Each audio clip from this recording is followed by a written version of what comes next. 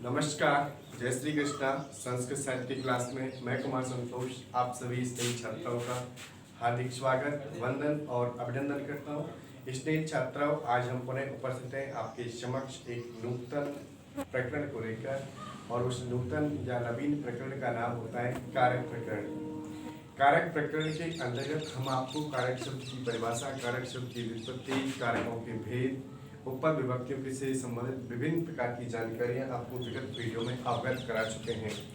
आज की हम इस वीडियो में आप और हम पर चर्चा करेंगे उपपद विभक्ति प्रयोग के अंतर्गत पंचमी विभक्ति यानी अपादान कारक के संदर्भ में। यानी अपादान कारक कहाँ कहाँ पर होता है और उपपद विभक्ति और किन किन स्थितियों में, किन किन परिस्थितियों में उपपद विभक्ति का प्रयोग किया जाता है, तो वो सारी जानकारियां हम आपसे इस वीडियो में पर चर्चा करने वाले विस्तार पूर्वक।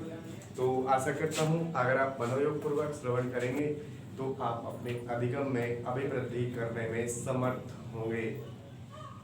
तो बिना किसी व्यवधान के करते हैं हम आज के इस वीडियो का शुभ आरंभ ध्रुवम अपाये अपादानम सूत्र के साथ। ध्रुवम अपाये अपादानम जो सूत्र है वो क्या कहता है कि कोई स्थिर वस्तु है, उससे कोई वस्तु निकल रही है, दूर जा रही है, अलग हो रही है, पृथक हो रही है, तो उस स्थिर वस्तु की क्या होती है? अपादान संज्ञा। और अपादाने पंचमी जो सूत्र है वो ये कहता है जिसकी भी अपादान संज्ञा हो जाती है उसमें हम कौन सी विभक्ति का प्रयोग करेंगे? सर्वदा पंचमी विभक्ति का ही प्रयोग किया जाएगा। ध्रुवम अपाये अपादानम यानी जो वस्तु स्थिर है, दृढ़ है, उससे कोई वस्तु दूर हो रही है, अलग हो रही है, निकल रही है, तो वहां पर आप समझ लीजिए उस स्थिर वस्तु की अपादान संज्ञा होगी। सनद रखना, स्थिर वस्तु की अपादान संज्ञा होगी और जिसकी भी अपादान संज्ञा होती है उसमें सर्वदा पंचमी विभक्ति का ही प्रयोग किया जाएगा। एग्जाम्पल के तौर पर आप देख सकें, जैसे सैनिक, अश्वात, पत्ती। सैनिक घोड़े से गिरता है तो स्थिर या ध्रुव वस्तु क्या है? अश्व है। सैनिक इससे पृथक हो रहा है, अलग हो रहा है, तो जिससे कोई वस्तु निकलती है, दूर होती है, पृथक होता है, वहां पर आप पंचमी विभक्ति का प्रयोग करते हैं। जैसे आकाशात, आकाशात, वारी पत्ती। आकाश से पानी गिरता है तो ध्रुव वस्तु क्या है? यहाँ पर आकाश है, तो उस आकाश की क्या हुई? अपादान संज्ञा। और जिसकी भी अपादान संज्ञा हुई उसमें पंचमी विभक्ति का प्रयोग। वृक्षात, पत्राणि पतन्ति। वृक्ष से पत्ते गिरते हैं तो वो वृक्ष यहाँ पर स्थिर या ध्रुव वस्तु है, इसलिए इसकी क्या हो गई? अपादान संज्ञा। और जिसकी भी अपादान संज्ञा होती है उसमें कौन सी विभक्ति? पंचमी विभक्ति का प्रयोग किया जाएगा सर्वदा। ये बात आपको स्मरण रखनी है। आगामी सूत्र पढ़ते हैं, जुगुप्सा, विराम, प्रमादार्थनाम, संज्ञानाम। इनके युग में भी क्या होती है? पंचमी विभक्ति का प्रयोग किया जाता है। किसी से जुगुप्सा यानी घृणा करते हैं, किसी चीज से रुकते हैं या किसी से आलस्य करते हैं, तो इन सारे अर्थों में भी क्या होता है? इन सारे अर्थों में भी पंचमी विभक्ति का प्रयोग किया जाता है। जैसे पापात, जुगुप्सते, पापात, विरमते।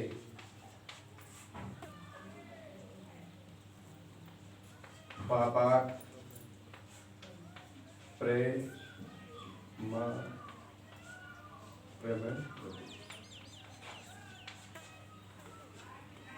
देखिए पाप जुगुप्सते, पाप से जुगुप्सा करता है, घृणा करता है। पापात प्रमते, पाप से रुकता है।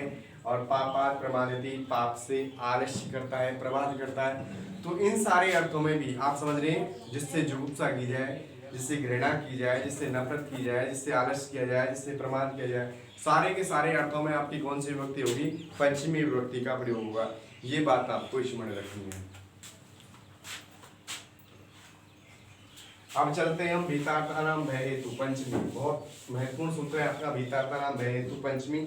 ये सूत्र क्या कहता है? जिससे हम डरते हैं, जिससे भयभीत होते हैं, या जिससे रक्षा करते हैं, इन दोनों अर्थों में क्या होती है, पंचमी विभक्ति का प्रयोग किया जाता है। जैसे बालके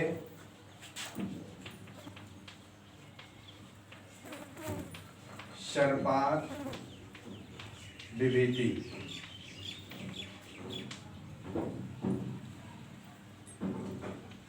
बालक के सर्पात विवेति, बालक सर्प से डरता है।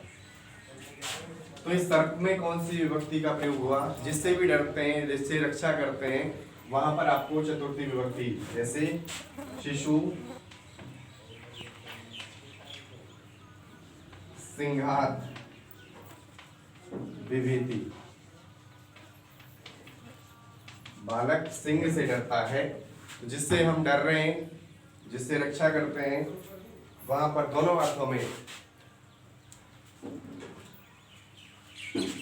पंचमी विभक्ति का प्रयोग किया है। दुष्टात त्रायते, देखें, दुष्टात त्रायते, तो जिससे क्या होते हैं, हम भयभीत होते हैं, डरते हैं, दुष्ट से रक्षा करता है। से दुष्टात त्रायते, यदि वह दुष्ट से, दुर्जन से क्या करता है, अपनी रक्षा करता है, तो इस अर्थ में भी क्या किया जाएगा, यहाँ पर पंचमी विभक्ति का ही प्रयोग किया जाएगा।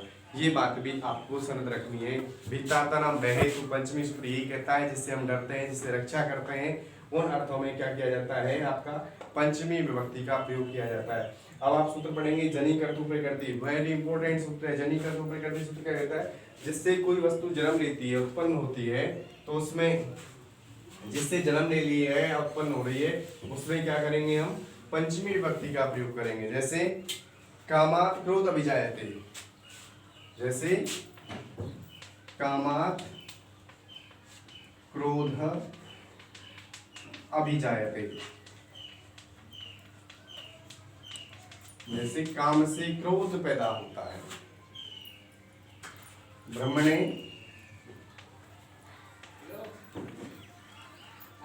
प्रजा प्रजायन्ते,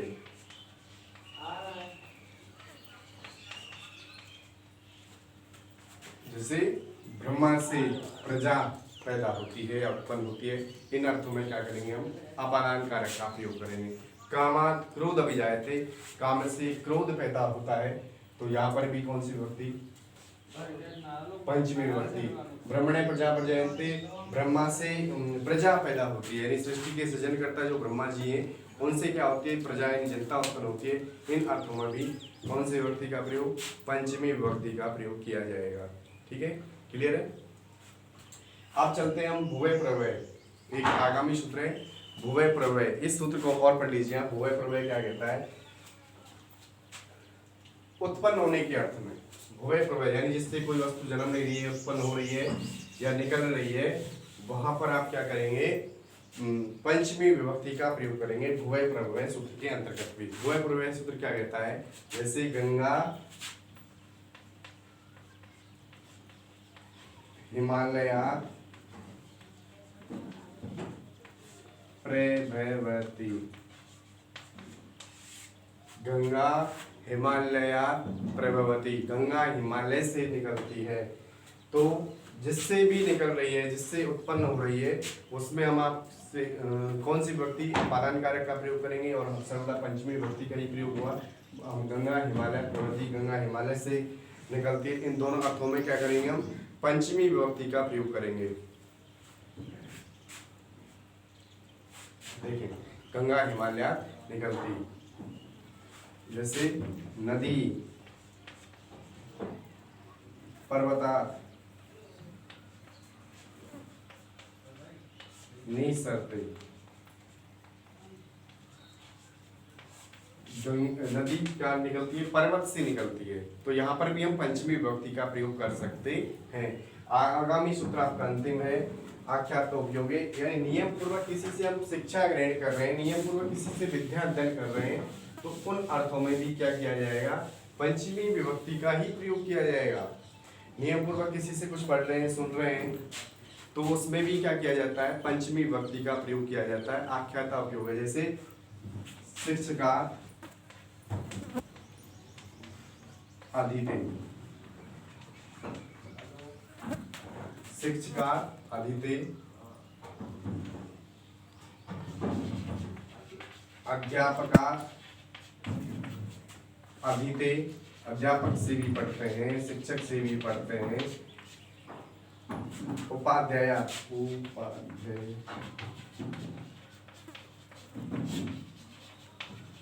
इन तीन, यानी कि जिससे नियम पूर्वक कोई विद्याध्ययन करते हैं, सीखते हैं, पढ़ते हैं, उन अर्थों में भी क्या किया जाता है, पंचमी विभक्ति का ही प्रयोग किया जाता है। आख्याता उपयोगी सूत्र यही कहता है कि जिससे हम नियम पूर्वक शिक्षा ग्रहण करते हैं, पढ़ते हैं, उनमें सब में क्या किया जाएगा, पंचमी विभक्ति का ही प्रयोग किया जाएगा। ये बात आपको क्या रखनी है, स्मरण रखनी है, जेहन में रखनी है, तभी जाकर के आप क्या कर सकते हैं, कारकों से संबंधित जो भी प्रश्न पूछे जाएंगे उनके लिए आपको ये सूत्र क्या होने चाहिए, अच्छी तरह से याद होने चाहिए। तब जाकर के आप किसी भी प्रकार का वाक्य अगर आपको आएगा तो उसका उत्तर आप बखूबी दे सकते हैं बिना किसी व्यवधान के।